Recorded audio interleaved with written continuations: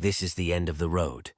The Spartan army that landed in Kent and marched to London, that stood at Fort McHenry in Baltimore, that walked the Hollywood Hills and the Chicago lakefront and the Atlantic shore of Miami Beach.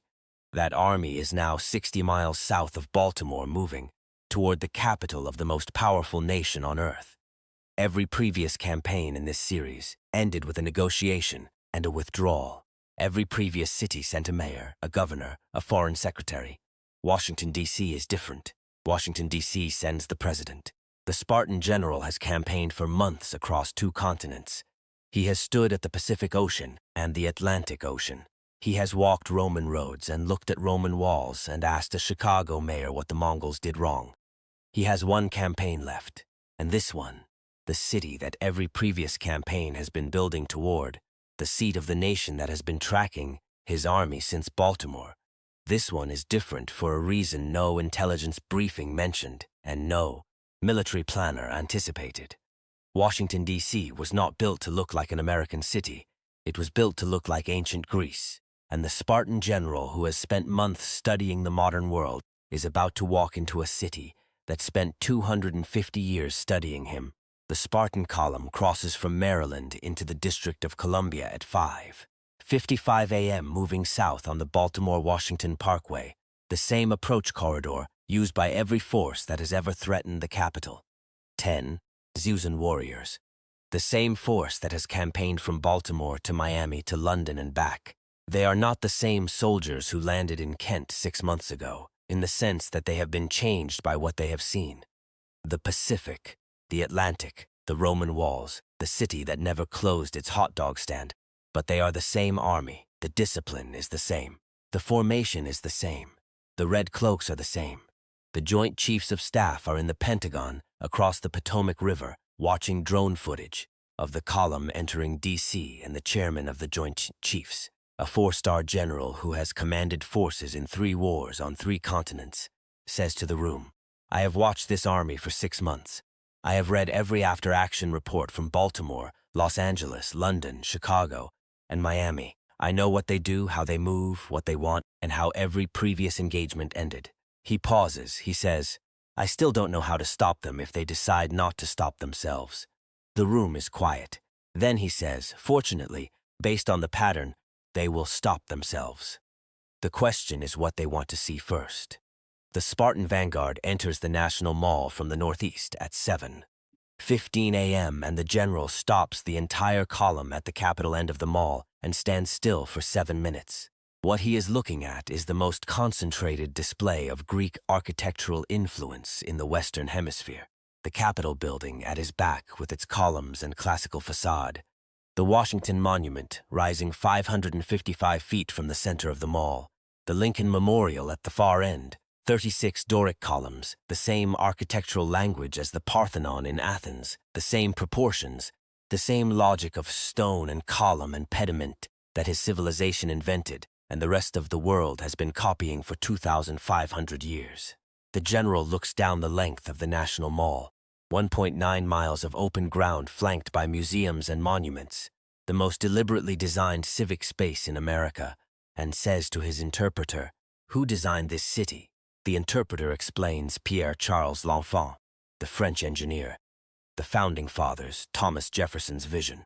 The general listens to all of it. Then he says, "They were trying to build Greece." The interpreter says, "Yes, general. In a way." The general says, "They did not entirely fail."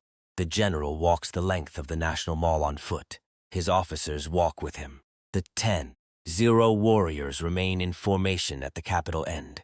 The most disciplined army in the ancient world, standing at parade rest on the National Mall, while their general walks 1.9 miles to look at a building. He reaches the Lincoln Memorial at 8:47 a.m. and stops at the base of the steps. He looks up at the 36 Doric columns. He counts them. He walks the full width of the memorial, examining the column spacing, the proportions, the entablature above the columns. His chief engineering officer, who has been with him since Baltimore, stands beside him. The general says, "What is this?" The interpreter explains, "A memorial to a president, built to resemble the Parthenon, dedicated in 1922. The general says, "They built a temple to a dead leader in the style of our temples." The interpreter says, Yes. The general walks up the steps. He enters the memorial. He stands in front of the 19-foot statue of Lincoln. Seated, looking out over the mall, the weight of a nation and a war visible in every line of the sculpture. The general looks at Lincoln for 4 minutes without speaking. Then he says, "This man held something together that wanted to come apart." The interpreter confirms. The general says, "We understand that. It is what Thermopylae was for. Not victory. Holding." The general's reconnaissance continues across the Potomac River to Arlington, Virginia, where the Pentagon sits, the headquarters of the United States military, the largest office building in the world, housing 26 Zuzu military and civilian personnel across 6.5 million square feet. The general requested to see the Pentagon specifically. The request came through the interpreter chain at midnight and the Secretary of Defense, after a 20-minute conversation with the president, approved it. The general walks through the Pentagon with a Joint Chiefs escort, through the corridors, past the operation centers, through the sections he is permitted to see. He is quiet for most of the tour. At the end of it, standing in the Pentagon courtyard, the 5-acre open space at the center of the building that Pentagon staff call Ground Zero, he says to the escorting general, "How many soldiers does this building command?" The answer, including all U.S. military branches, is approximately 3 million active duty personnel. The Spartan general is quiet for a long time. Then he says, "And you sent 400 to meet us in Baltimore." The escorting general says, "We sent what the situation required, General." The Spartan general looks at him. He says, "That is a very Spartan answer." The escorting general, a man who has never thought of himself as Spartan in any sense, says nothing. But he remembers it for the rest of his career. The Spartan camp is established on the National Mall between the Washington Monument and the Lincoln Memorial, the most historically significant piece of open ground in America. The engineering corps has the perimeter up within 45 minutes. The camp sits on the axis of the mall, the Washington Monument visible to the east, the Lincoln Memorial at the western edge of the camp perimeter, the reflecting pool running alongside. The images of the Spartan camp on the National Mall, red cloaks and bronze armor against the backdrop of the Washington Monument, the reflecting pool still and clear beside the camp perimeter, are the most widely reproduced images in the history of the series. Every newspaper, every news channel, every social media platform in the world leads with the same photograph: the Spartan camp on the National Mall at sunset, the Washington Monument reflected in the pool, a red cloak visible in the foreground. It is, by any measure, the most powerful visual the series has produced, and it is produced by a city that was designed 250 years ago to look like the world these soldiers came from. The President of the United States requests a meeting with the Spartan general on day 2, not through diplomatic channels, not through the interpreter chain. The request comes directly, a message delivered to the camp perimeter by a Secret Service agent carrying a single card with the presidential seal. The message reads, "The president would like to meet." The general reads it. He says to his interpreter, "The leader comes to us?" The interpreter says, "She sent a request, General. You can go to her." The general considers this for a moment. Then he says, "We go to her." The meeting takes place in the Rose Garden of the White House, the president's choice of location, outdoors, on neutral ground that is neither the Oval Office nor the Spartan camp. The president and the Spartan general sit across from each other in the Rose Garden with interpreters on both sides, and the full weight of 500 years between them. The president speaks first. She says, "You have been through 6 of our cities. You have met our mayors and our governors and our military commanders. You have seen what we built. What do you think of it?" The general says, "I think you built it in a hurry and it shows." She says, "We had 250 years. He says, "We had 400. She says, "And what did you build in 400 years? He says, "Everything you were trying to copy when you built this city." The Rose Garden meeting lasts 4 hours. It is the longest direct engagement between the Spartan general and any head of government in the series. What they talk about, reconstructed from interpreter notes, Secret Service logs, and the president's own memoir published 3 years later, covers Spartan military doctrine and American military doctrine, the Agoge and West Point, Thermopylae and Gettysburg, The question of what a democracy owes its soldiers and what soldiers owe a democracy. The president asks the general, "Do you think democracy works?" The general says, "Sparta was not a democracy in your sense. We had two kings, a council of elders, an assembly. But the assembly had real power. The citizens had real voice." The general asks the president, "Do yours?" She is quiet for a moment. Then she says, "We are working on it." The general says, "So were we. For 400 years we were working on it." He pauses. He says, "Keep working." The president, who has been in politics for 30 years and has heard every version of every political speech ever written, writes in her memoir that it is the most useful piece of political advice she has ever received. 6 words. From a man who has been dead for 400 years. Keep working. On day 5, the general asks to see the Vietnam Veterans Memorial, the black granite wall on the northwest edge of the mall, inscribed with the names of 58,281 Americans who died in the Vietnam War. The request surprises the White House liaison team who have been managing the general's D.C. itinerary. It is not on anyone's suggested list. The general saw it from a distance during his mall reconnaissance and asked his interpreter what it was. The interpreter explained. The general said, "Take me there." He stands at the wall for 22 minutes. He reads the names, not individually, but the wall as a whole, the sheer accumulation of names covering every panel, the names going on and on and on in the black granite.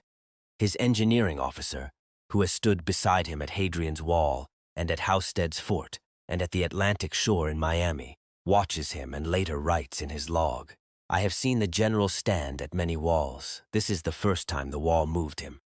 The general reaches out and touches the granite with one hand. He stands like that for 3 minutes. Then he says to his interpreter, 58,281. The interpreter confirms the number. The general says, "Every name is a soldier." The interpreter says, "Yes." The general says, "Whoever built this understood something important." The interpreter says, "What is that, general?" The general says, "That the names matter more than the war." The formal negotiation takes place in the East Room of the White House, the largest room in the building, used for state ceremonies and presidential addresses. Its neoclassical interior of white walls and gold trim another echo of the Greek architectural vocabulary that runs through the entire city. The president leads the American side. The Spartan general leads his. The negotiation is the shortest of any campaign in the series. It takes 90 minutes. The terms are what they have always been. The Spartans withdraw. The city returns to normal. No formal documentation required. The general asks for one thing. He asks the president to visit the Vietnam Memorial and touch the wall. She says, "I have been many times," he says. "Go again, tomorrow, after we leave." She says, "Why?" He says, "Because 58 and 81 soldiers deserve to have their commander-in-chief stand at their names regularly, not once, for ceremonies. Regularly, as a practice, as a discipline." The president is quiet for a long time. Then she says, the general nods. He says, "Good. Then we are done here." The Spartan withdrawal from Washington, D.C. begins at dawn on day 8, and it is unlike any withdrawal in the series. The previous withdrawals, Baltimore, Los Angeles, London, Chicago, Miami, were departures from individual cities. This withdrawal is the end of the entire campaign. The Spartan army that has marched through 6 cities on 2 continents is marching out of the capital of the most powerful nation on earth for the last time. The route north through D.C. follows the mall one final time, the column moving east, past the Lincoln Memorial, past the reflecting pool, past the campsite where the Washington Monument stands reflected in the still water. The general walks at the front of the column. He passes the Lincoln Memorial for the last time and does not stop. He has said what he needed to say in that building. He keeps marching. At the Capitol end of the mall, the column turns north. At the exact moment the general passes the Capitol building, the columned facade, the dome, the seat of American democracy, he stops once, just for a moment. He looks up at the building, then he looks ahead, north toward Baltimore, toward the road home. He says one thing to his interpreter. The interpreter writes it down. It becomes the last line of every after-action report filed on the entire campaign. It reads, "They built something here. It is not finished, but it is worth building. 6 cities, 6 campaigns.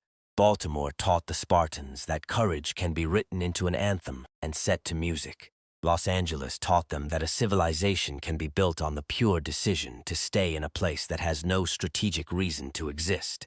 London showed them what their rivals built and made them reckon with the difference between building something and being something. Chicago showed them a city that absorbs everything thrown at it and keeps running, keeps the stand open, nods at the general and updates the protocol. Miami showed them that there is a kind of courage that looks nothing like courage from the outside.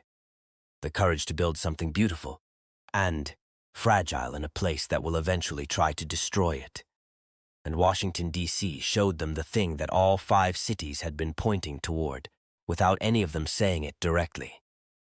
America built its capital to look like ancient Greece, because America understood, from the very beginning, that what Greece created, the idea that citizens have a voice, that leaders answer to the people, that the law applies to everyone, that a civilization is worth dying for, was the most important thing any civilization had ever produced. The Spartans didn't invent democracy. Athens did. But the Spartans protected the world that democracy needed to survive in. They held that the pass. They held it long enough for the idea to outlive the empire. The Lincoln Memorial has 36 Doric columns. The Supreme Court has Corinthian columns. The Capitol was designed by a man inspired by Greek temples. A slab of marble from the Parthenon itself is embedded inside the Washington Monument. America did not just borrow Greek architecture. It borrowed Greek ambition, the ambition to build something that mattered, something that lasted, something that was worth the cost of building it. The Spartan general who walked the National Mall and said they were trying to build Greece, they did not entirely fail. He was not being generous. He was being accurate. And the army that marched out of Washington, D.C. on a Tuesday morning in 2026, north through Maryland, back toward the coast and the ships and the world they came from, left behind something in every city they visited that no army in history has ever left before. Not conquest, not destruction, not tribute. Questions, the kind of questions that a civilization needs to ask itself every generation if it wants to remain worth defending. Subscribe because the Spartan series is complete. But the questions they left behind are just getting started.